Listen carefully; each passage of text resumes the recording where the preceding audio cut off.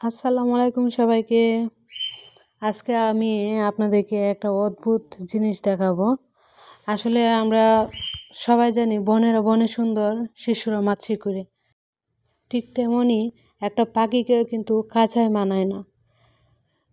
ওই পাখি বেশ কিছুদিন আমার কাছে ছিল, বেশ কিছুদিন বলবো না, অল্প কিছুদিন ছিল। ওই অল্প কিছুদিনে সে আমাকে এতটা পছন্দ করে ফেলেছে, সে এখন আমার কাছ থেকে যেতেই চাচ্ছে না। খাঁচার ভিতরে দেখলে আমার অনেক মায়া লাগে, তার জন্য আমি আজকে নিয়ে গেছিলাম তাকে। মুক্ত করে দেব, মুক্ত আকাশে তাকে রেখে আসবো, ছেড়ে দেব। তো কি অদ্ভুত দেখেন, অল্প কিছুদিনে সে আমার আমাকে এত পছন্দ করে ফেলছে, সে আমার কাছ থেকে যেতেই চাচ্ছে না। কি অদ্ভুত না?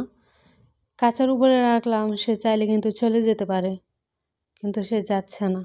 এই যে আমার হাতে নিলাম, হাতে নিয়ে আকাশের দিকে ধরলাম যে যাও, চলে যাও, আপন ঠিকানায় তোমার স্বাধীন মুক্ত আকাশে উড়ে বেড়াও, স্বাধীনভাবে চলো, চলে যাও।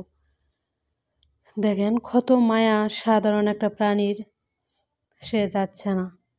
বর্তমানে এই যুগে কিন্তু মানুষের মধ্যে এত ভালোবাসা, এত মহব্বত পাওয়া যায় না।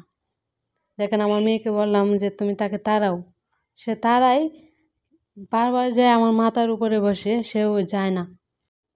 আসলে পৃথিবীতে সবারই অধিকার আছে স্বাধীনভাবে চলার, তার জন্য আমি তাকে মুক্ত করে দিতে চাইছিলাম,